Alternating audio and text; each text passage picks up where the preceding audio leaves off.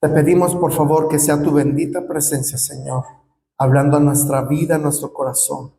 Háblanos, Señor, tócanos, despiértanos, Señor, despierta nuestro espíritu, despierta nuestra alma, despierta nuestro ser, Señor, que nosotros podamos experimentar cómo tu despertar espiritual nos cambia el chip, nos cambia por completo, nos despierta el alma y el espíritu y podamos encontrarnos contigo, podamos encontrarnos con tu presencia, Señor, en el nombre de Jesús. Amén, amén, amén. Muy bien, puede abrir su Biblia, por favor, en el libro de Nehemías. Está en el Antiguo Testamento, Nehemías. Abre tu Biblia o prende tu Biblia. Puedes prender tu Biblia ahí, en tu celular. No, nada más no cheques las redes sociales, por favor, pero ahí enfócate en la Biblia y puedes prenderla en tus dispositivos o abrirla en tu Biblia física si la traes en físico, porque hoy vamos a usar mucho Biblia. Hoy vamos a usar mucho la Biblia. Y Nehemías capítulo 9. Está Génesis, Éxodo, Levítico, Número, Deuteronomio, Josué, Jueces, Ruth, Primera, Segunda Samuel, Primera, Segunda Reyes, Esdras y Nehemías. 9, capítulo 9. Nehemías capítulo 9. Verso 38. ¿Sí?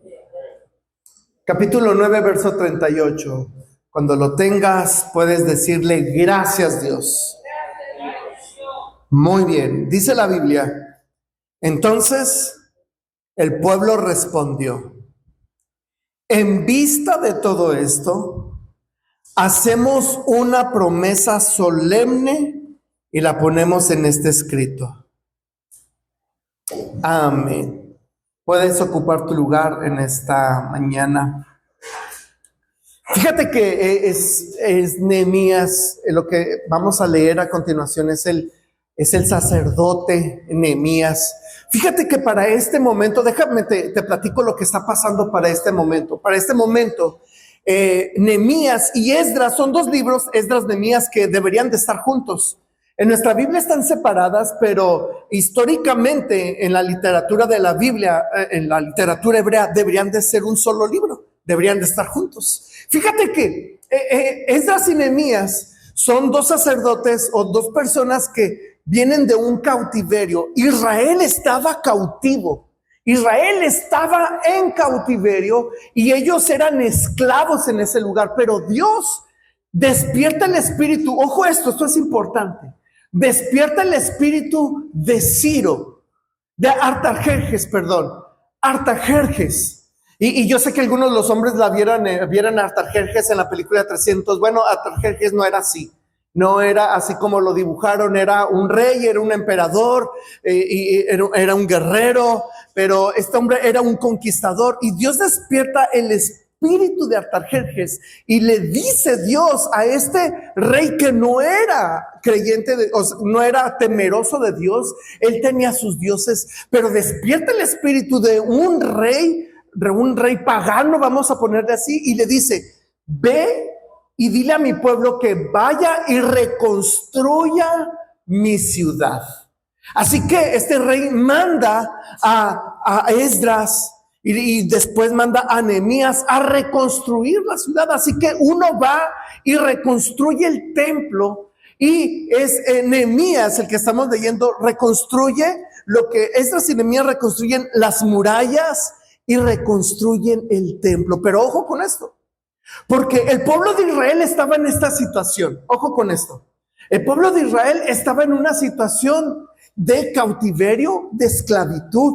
Eran esclavos, pero con permiso de sus gobernantes para ir y empezar a reconstruir de nuevo su ciudad, Jerusalén. Pero resulta ser que las murallas que están construyendo, las están construyendo a medias, porque con una mano tienen la espada, y con la otra tienen la cuchara para pegar la mezcla, para reconstruir las murallas, porque las naciones vecinas enemigas no quieren que reconstruyan las murallas para proteger la ciudad. No sé si estás captando. El enemigo no quiere que tú reconstruyas tu familia. El enemigo no quiere que tú reconstruyas tu hogar. El enemigo no quiere que tú reconstruyas tu matrimonio. Y entonces va a haber oposición cuando tú te quieras levantar a reconstruir lo que es tuyo. Así que el pueblo de Dios está con una mano en la espada y con la otra en la cuchara pegando. Aparte de eso, logran construir el templo. Y cuando logran construir el templo que construyen es un templo pequeñito. Es un templo pequeñito. Y cuando los ancianos de Israel regresan del cautiverio, vienen acá, vienen en filas, y los ancianos van a ver el templo, se agarran llorando y dicen, no puede ser, y se jalan los cabellos. ¿Por qué?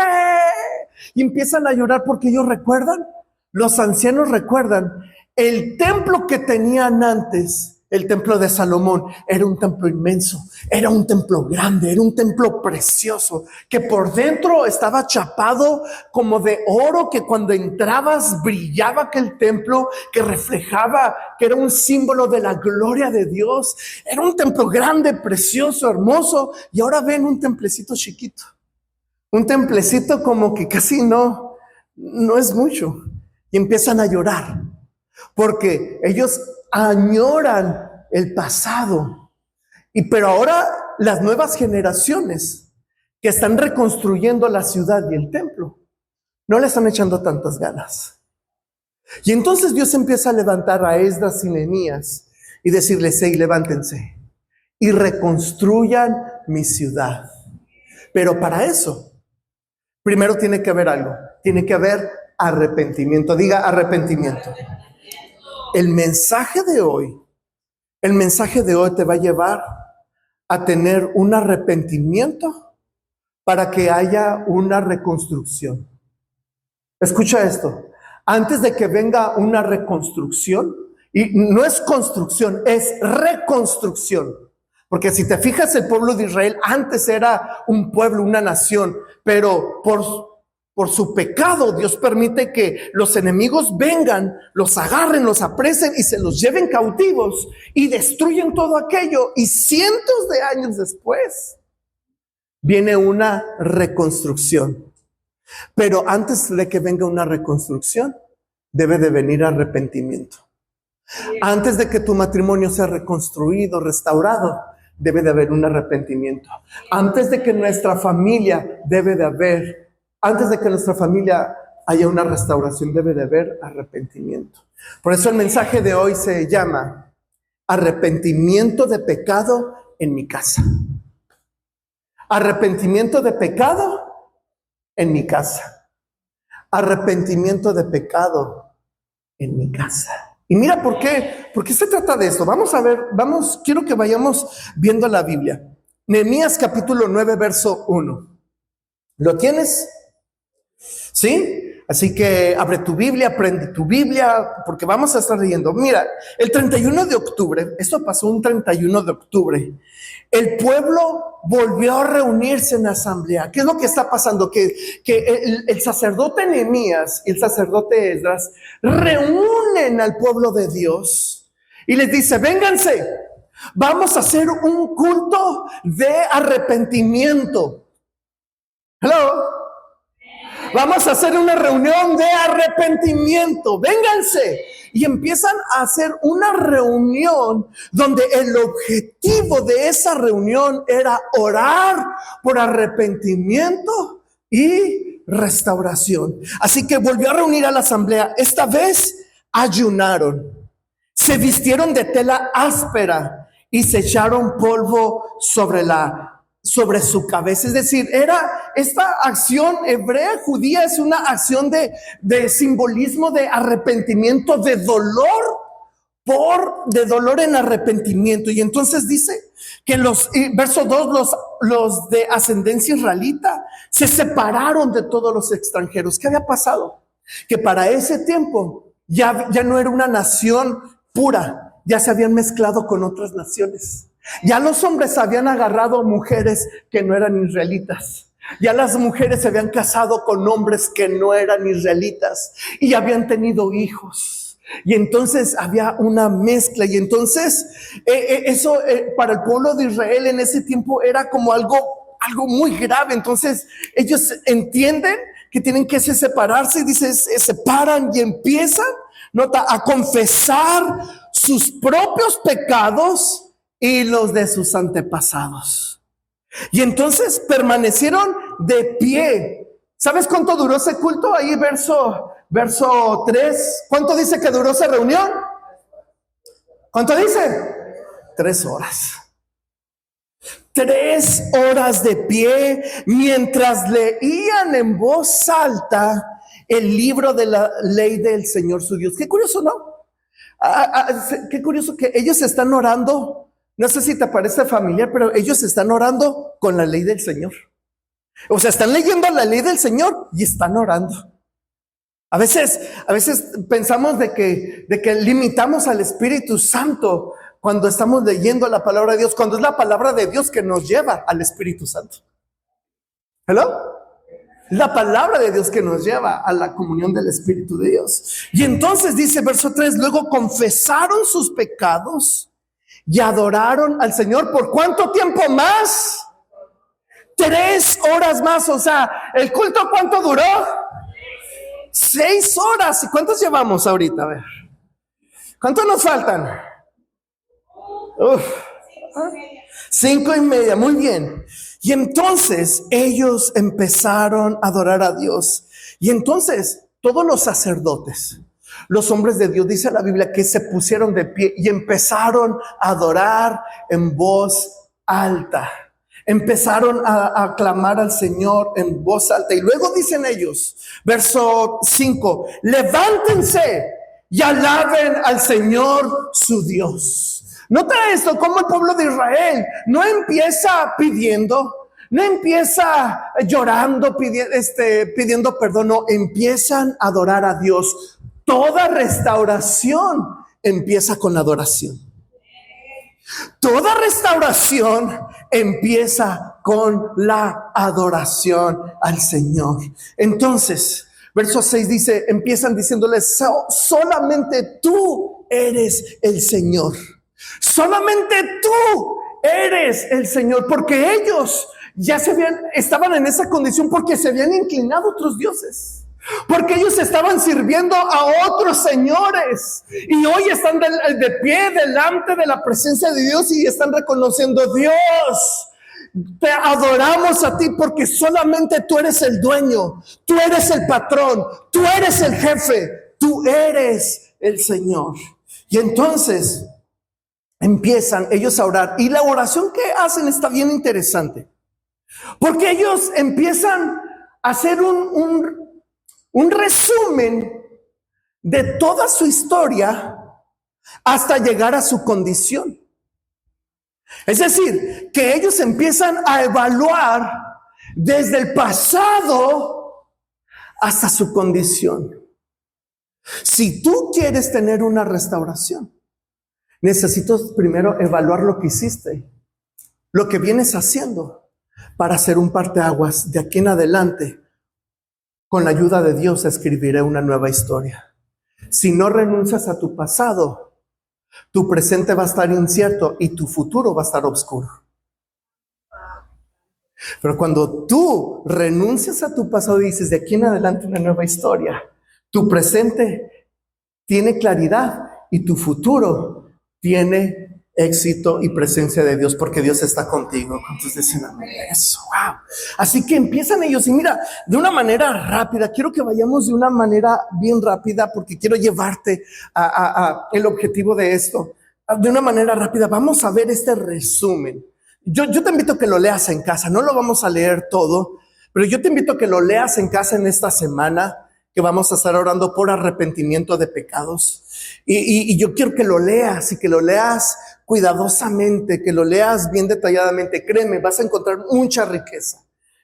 Mira, yo solamente voy a resaltar algunas cosas de una manera bien rápida. Verso 7. Fíjate, en el verso 7 empiezan ellos a decirle, Señor, tú escogiste a nuestro padre Abraham Y le diste y le cambiaste un nombre de Abraham a Abraham. Es decir, tú le diste una nueva identidad.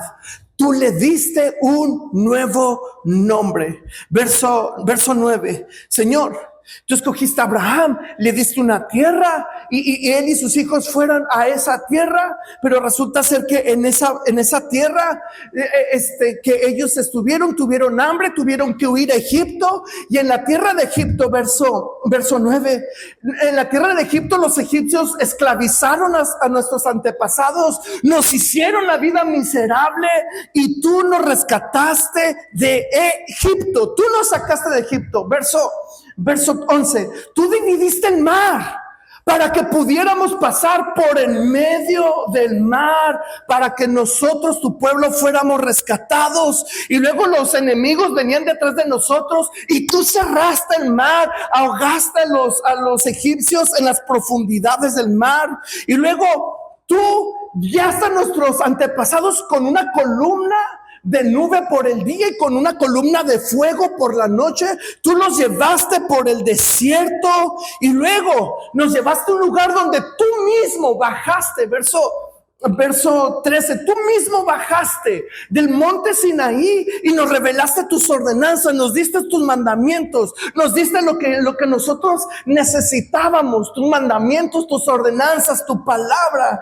Y entonces la gente empezó a clamar y a pedir: Señor, tenemos hambre, y tú les diste maná, pan del cielo, para que cuando tuvieran hambre, y tú les diste agua en medio del desierto, en medio de la roca salía agua para saciar su sed. Les diste que fueran y tomaran posesión de la tierra. Sin embargo, verso 16, sin embargo, nuestros antepasados fueron arrogantes y tercos y no prestaron ninguna atención a tus mandatos. Es más, se negaron a obedecerte. Verso 17, se negaron a obedecerte. Es más, se olvidaron de los milagros que tú hiciste por ellos, en favor de ellos, y se pusieron tan tercos que nombraron a otro líder y le dijeron: hey, llévanos de regreso a Egipto, llévanos de regreso a aquel lugar.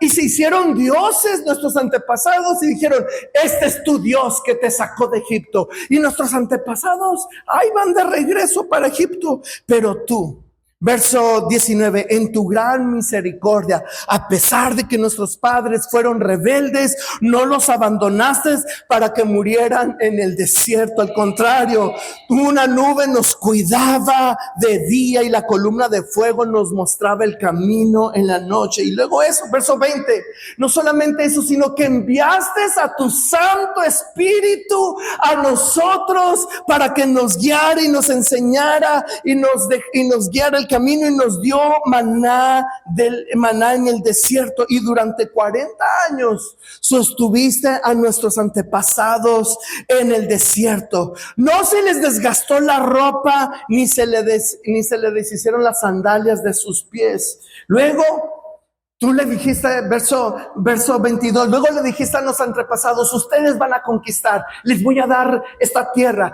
les voy a dar el poder para derrotar a sus reyes. Y tú les diste el poder para derrotar a los reyes. Así que entraron a la tierra, tomaron posesión de la tierra, y allí recibieron bendición. Ahí nuestros antepasados conquistaron ciudades fortificadas, les diste tierras fértiles. Verso 25, se apoderaron con casas llenas de cosas buenas, con cisternas cavadas, viñedos que no tuvieron que cavar. Les diste tierra con fruta que ellos no cosecharon. Así que de tal manera que comieron hasta saciarse y engordaron de todas tus bendiciones. Sin embargo, verso 26, a pesar de todo esto, fueron desobedientes y se rebelaron contra ti. Le dieron la espalda a tu palabra y le dieron la espalda a tus profetas, quienes advertirían: hey, arrepiéntanse, regresen a Dios, y no les va a venir una calamidad. Así que no obedecieron, y tú dejaste que los enemigos vinieran. Verso 27, dejaste que los enemigos vinieran, los agarraran, los apresuraran, los cautivaran, los metieran a angustia, los metieran a a dolor los esclavizaran. Pero tú en tu gran misericordia, ellos clamaron a ti y a pesar de que te habían fallado, tú los escuchaste desde el cielo y vinieron a ti para rescatarte.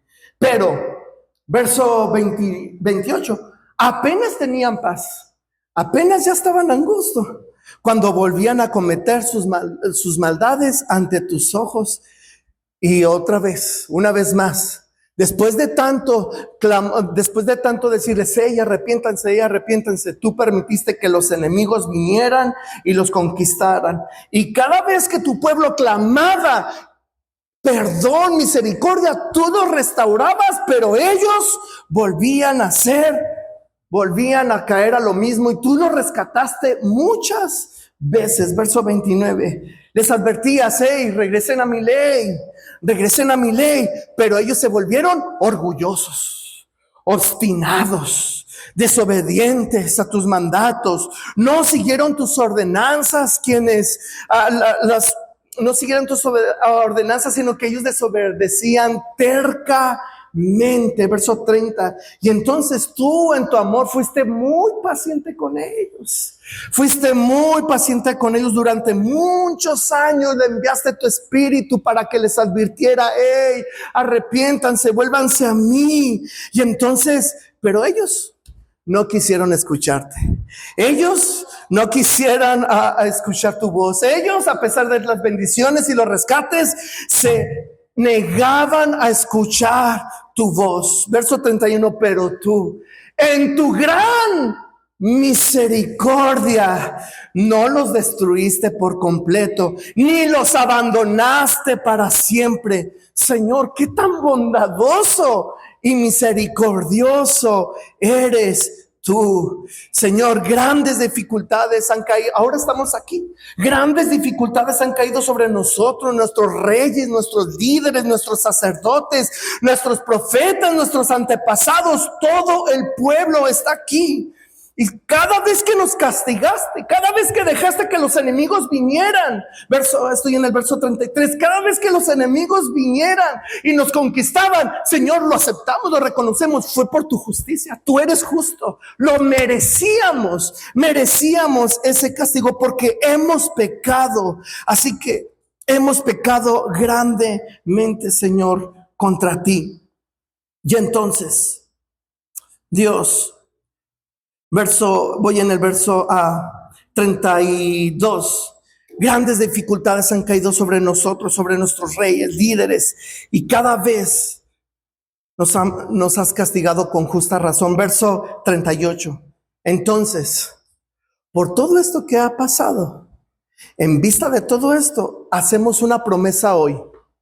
Hacemos una promesa solemne y la vamos a poner por escrito. En este documento sellado están los nombres de nuestros líderes y sacerdotes. Y entonces ellos empiezan a hacer un pacto. Ellos empiezan a hacer un pacto delante de Dios. Viene un pacto de arrepentimiento. Capítulo 10. Capítulo 10, verso 28.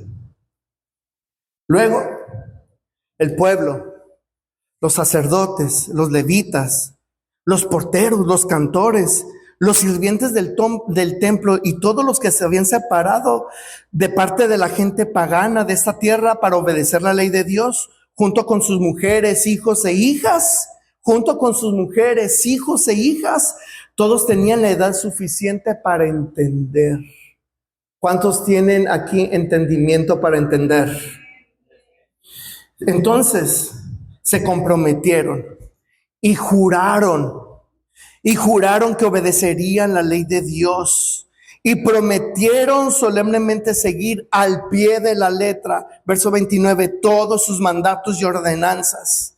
Y luego verso 30, nos comprometemos, empezar todo el pueblo a orar, a hacer esta oración, nos comprometemos a no permitir, y aquí viene el pacto que hicieron esos, nos comprometemos a no permitir que nuestras hijas se casen con habitantes paganos de la tierra, ni a permitir que nuestros hijos se casen con sus hijas. Verso 31, también prometemos no comprar mercadería. Resulta ser que ellos habían caído en un materialismo, porque cuando estaban construyendo las murallas y estaban construyendo el templo, resulta ser que en la orilla del mar venían los barcos grandes llenos de cosas y ellos se distraían. ¿Escuchas? Ellos dejaban de construir el templo y las murallas para ir a comprar.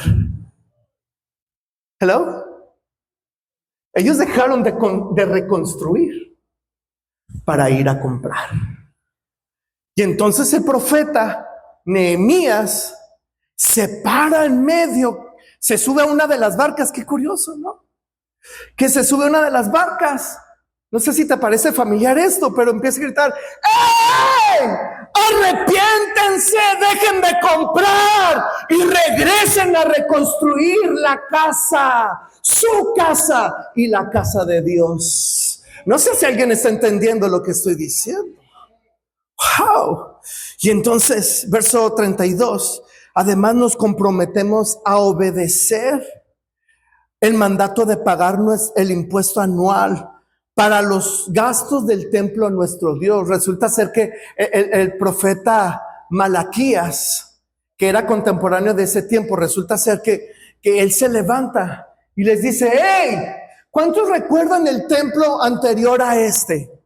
¿Verdad que no es nada comparado con el templo anterior? Pues levántense, cobren ánimo, porque la gloria postrera debe de ser mayor que la primera. La gloria postrera de Dios tiene que ser mayor que la primera en nuestras vidas. Así que ellos se levantan y dicen: hacemos un pacto de esforzarnos y reconstruir el templo de Dios. Verso 33, este monto servirá, nota esto, este monto servirá para el pan de la presencia. Servirá para proporcionar todo lo necesario para el trabajo del templo de nuestro Dios. Ellos sabían que si aseguraban su colaboración para el templo, habría pan para la presencia. ¿Escuchaste? Ellos estaban asegurando: Señor, yo me aseguro de traer pan para la presencia. Pan, yo me aseguro de traer lo necesario para que haya pan para la presencia en el templo, para que haya presencia y palabra de Dios en mi casa. A veces nosotros no queremos un compromiso con lo que Dios nos ha dado, pero a veces no nos estamos dando cuenta que le estamos restando el pan para la presencia. A veces no estamos tomando en cuenta a los servidores de la casa, que si no tienen el sustento, tendrán que irlo a buscar a otra parte para traer pan para su casa. Pero cuando la iglesia entiende de que ellos alimentan, cuando ellos proveen el pan para su casa, hay presencia para el pueblo de Dios. Así que, verso 34, y entonces hicieron sorteos sagrados para determinar desde los sacerdotes hasta las familias común quién llevaría leña para el altar, para que se quemara el fuego en el altar. Es decir, tanto la gente común como los sacerdotes, todos trabajaban para mantener viva la llama del fuego en el templo de Dios. Es decir, no corresponde solamente a los pastores mantener un avivamiento en esta iglesia. Depende de todas las familias que juntos avivemos el fuego de la presencia de Dios en esta casa. Verso 38, nos comprometemos a llevar cada año al templo del Señor la primera parte de toda nuestra cosecha, las primicias cada año. Verso 33, aceptamos entregar a nuestros primeros hijos varones y las primeras crías de todo nuestro ganado y rebaños, como lo establece la ley. Los presentaremos a los sacerdotes que ejercen el ministerio de nuestro Dios. Es decir, nos comprometemos a entregar nuestros hijos a Dios. No le prohíbas a tu hijo servir a Dios. Si tú le prohíbes hoy a tu hijo servir en el altar, y me refiero en el altar no solamente a este lugar, sino en la casa de Dios, tú lo estás frenando la bendición para sus futuras generaciones. Involucra a tus hijos. Deja que si tus hijos quieren estar en la iglesia, bien, mejor que estén en la iglesia y no que estén en una cantina. Mejor que estén en la iglesia y no en una discoteca. Mejor que estén en la iglesia y no debajo de un puente drogándose. Mejor que estén en la iglesia y no en la perdición. Mejor que estén en la casa de Dios. Así que ellos hacen este pacto. Verso 37 en la última parte. Y prometemos llevar a los levitas la 10ª parte de nuestra ganancia. Y verso 39 en la última parte. Todos, diga todos. Nos comprometemos a no descuidar el templo de nuestro Dios. Y entonces, ¿qué tiene que ver esto con nosotros? Porque nos hemos acostumbrado a las bendiciones. Nos hemos acostumbrado de que Dios nos bendice, Dios nos perdona, Dios nos da de su misericordia. Le fallamos a Dios y venimos al Señor. Señor, perdóname. Y Dios nos perdona. Le volvemos a fallar y venimos al Señor. Señor, perdóname. Y Dios nos vuelve a perdonar y nos vuelve a restaurar. Y le volvemos a fallar y venimos, Señor, perdóname. Y el Señor nos vuelve, porque Él es grande en amor y grande en misericordia. Dios nos vuelve a perdonar y Dios nos vuelve a restaurar. Pero cada vez que cuando las cosas están bien, cada vez que tenemos paz, le damos la espalda a su palabra, le damos la espalda a su amor, le damos la espalda a su favor. Y entonces nosotros tomamos como prioridades más otras cosas. Nuestra prioridad no es buscar a Dios, nuestra prioridad es hacer dinero, nuestra prioridad no es buscar a Dios, nuestra prioridad es comprar y comprar y comprar y llenarnos de cosas. El materialismo se ha metido en la iglesia y ha dejado de buscar a Dios por dedicarse a comprar. A pesar de que Dios nos ha traído paz, a pesar de que Dios nos ha traído sanidad de cáncer, sanidad de tumores, sanidad de diabetes, a pesar de que Dios ha restaurado nuestro matrimonio, nuestros hijos, nosotros le damos la espalda y nosotros permitimos que cosas entren a nuestra casa, que ensucian la casa de Dios, que ensucian nuestro corazón. Hemos permitido que permitimos ver películas, ver cosas, permitimos que entren cosas a nuestra casa que ensucian la santidad de Dios, y así le damos la espalda y nosotros seguimos contaminándonos y Dios nos sigue perdonando y nosotros nos seguimos ensuciando. Y entonces, ¿qué estamos haciendo? ¡Wow! Pero Dios en su gran amor, y nosotros seguimos abusando de la gracia de Dios. La iglesia está dormida. Y entonces, como el pueblo de Israel, después de tanto caer y levantarse, Dios dice: mi hijo, quiero ayudarte, quiero restaurarte, pero tú quieres seguir ensuciándote. Te envío mi Santo Espíritu que te habla a tu conciencia. Mi hijo, eso no está bien. Mi hija, eso no está bien. Hijo, vuélvete a mí. Hija, regresa a mí. Te envío a mis profetas, a los pastores, a los maestros, a los evangelistas. Hijo, por favor, vuélvete a mí. Hija, por favor, tú me perteneces a mí. Yo te compré en la cruz del Calvario, derramé mi sangre por ti. Regrésate a mí. Pero nosotros no escuchamos y seguimos haciendo oídos sordos y seguimos que pecado siga abundando en nuestra vida. Y entonces Dios dice: mi hijo, yo quiero restaurarte, yo quiero bendecir tu vida más, pero tú cada vez prefieres más el pecado y la contaminación. Está bien. A pesar de que papá y mamá te dice: hija, busca al Señor, ya no te juntes con esas amistades, ya no vayas a esos lugares. Está bien. Te envía a tus padres para que te detuvieran, pero tú sigues insistiendo. Está bien. Te envié a mis predicadores, pero tú sigues insistiendo. Está bien, ve pues y haz esto. Y entonces viene el enemigo para destruir matrimonios, trae confusión, trae enemistad. Y entonces sí, viene el enemigo y trae rebeldía a los muchachos, y los muchachos no quieren nada con Dios. Y entonces sí, viene la escasez económica, y viene escasez, y no podemos salir, y caemos, y salimos de un hoyo y caímos en otro, y salimos de otro hoyo y caímos en otro, porque le estamos robando a Dios, porque no estamos entendiendo que las bendiciones que tenemos vienen de Él. Y entonces estamos en esta situación. Podemos ser como el pueblo de Israel, que entendamos, que evaluemos nuestra vida y entendamos todo lo que hemos venido haciendo, y que a donde hemos venido, llegado hasta aquí, es por nuestra necedad, es por nuestra terquedad, es porque nosotros insistimos en seguir renunciando a Dios, cuando no, Dios quiere lo mejor para nosotros. Hay pecado oculto en las casas. Hay pecado oculto. Padres que permiten a sus hijos fornicar, vivir en fornicación. Padres que permiten a sus hijos llevar una vida doble moral.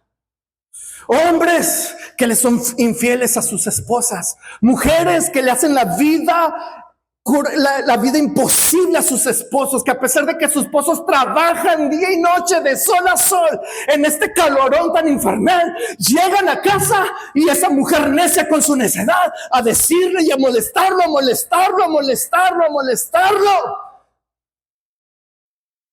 Porque hay pecado de orgullo, hay pecado de odio, hay resentimiento. Matrimonios que no quieren restaurarse. Por eso el Señor dice: vuélvanse a mí y yo me volveré a ustedes. Regresen a mí y yo restauraré su vida. Podemos ser como el pueblo de Dios, decir: yo me levanto y voy a hacer un pacto. Voy a hacer un pacto delante de Dios. Voy a comprometerme delante de Dios para que el Señor restaure mi vida, mi matrimonio, para que el Señor restaure mi ser, para que el Señor restaure mi casa. Nosotros somos los culpables de que la bendición esté truncada.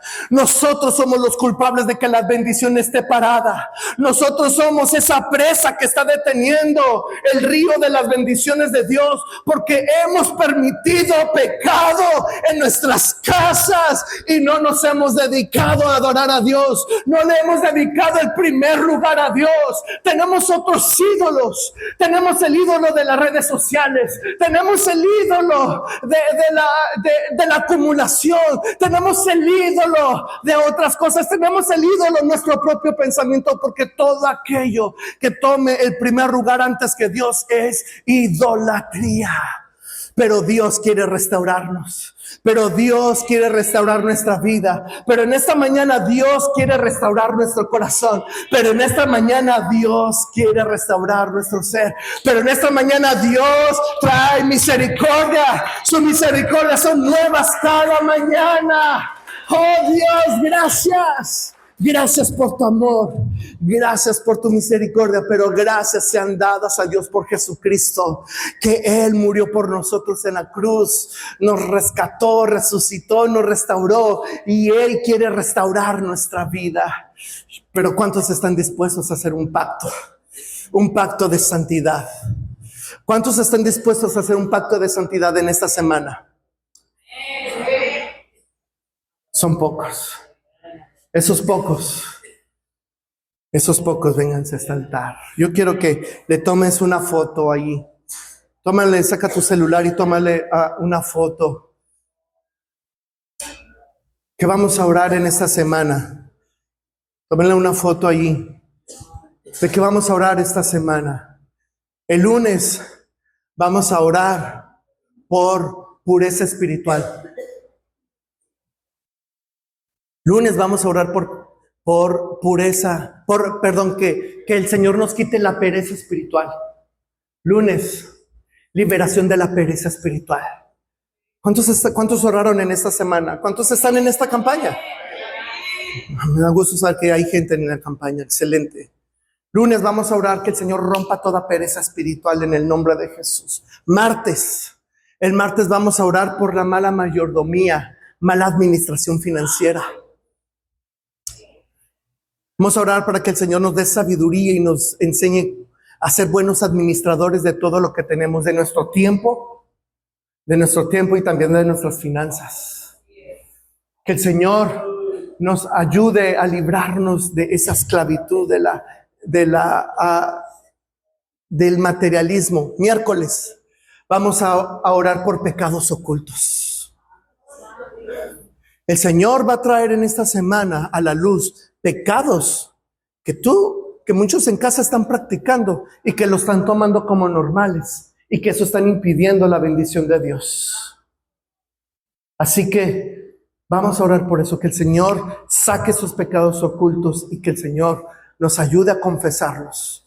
Yo recuerdo que en una ocasión mi hermana, yo era soltero todavía y vivía en casa, mi hermana no podía dormir.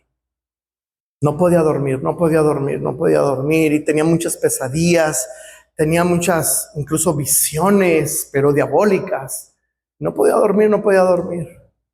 Y llegó a la iglesia un evangelista, que Dios lo usaba mucho. Él antes había sido brujo y había venido a Cristo, así que tenía mucho conocimiento del ocultismo, pero ahora era un evangelista. Y me lo hice mi amigo y lo llevé a la casa. Le dije, oye, quiero que ores por la casa. Fíjate, le platiqué la situación. Y cuando este hermano entró a la casa, pues este hermano decía, no, pues es que aquí se siente todo bien, se siente la paz del Señor, todo bien. Dijo, a ver, llévame al cuarto de tu hermana. Y ahí estaba mi hermana y nos llevó a su cuarto. Lo llevamos al cuarto de mi hermana y entramos a su cuarto y empezó a ver el cuarto. Dijo, tenía mi hermana estrellas pegadas en el techo y así. ¿Ves esas estrellas? Y giró una, mira, es Baphomet. Tienes aquí muchos diablos aquí. Los quitamos todos. Los sacamos, oramos por ese cuarto. De ahí en adelante, ya no tuvo más pesadillas. Unas, al parecer, estrellitas insignificantes. Era un Baphomet disfrazado. Hay cosas disfrazadas en tu casa que tienes que sacar fuera. Por eso vamos a orar miércoles por pecados ocultos. Jueves vamos a orar por pecados generacionales. ¿Viste cómo Israel entendió? Desde nuestros antepasados estamos pasando por esto, el pecado de nuestros antepasados. Hay personas que dicen, es que si era mi papá y yo por eso soy así.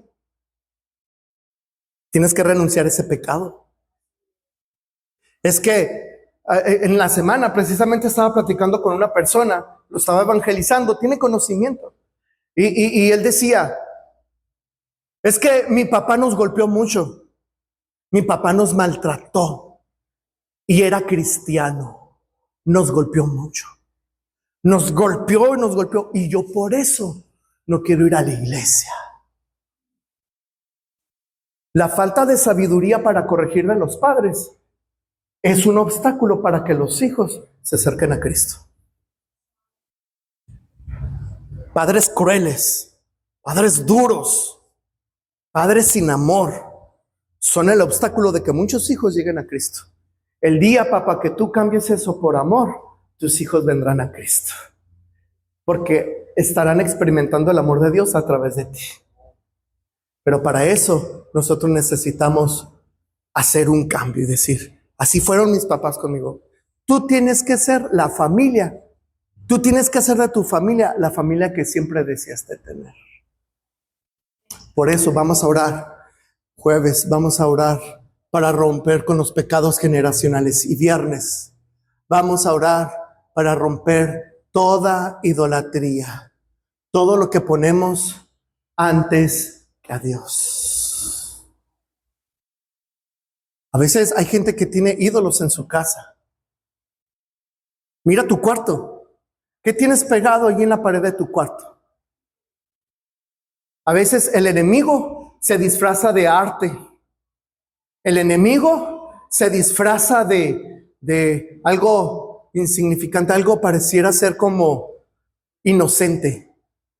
pero en realidad son ídolos que están pegados ahí. Vamos a orar el viernes para romper con toda idolatría, con todo aquello que está en primer lugar antes que Dios. Los que quieran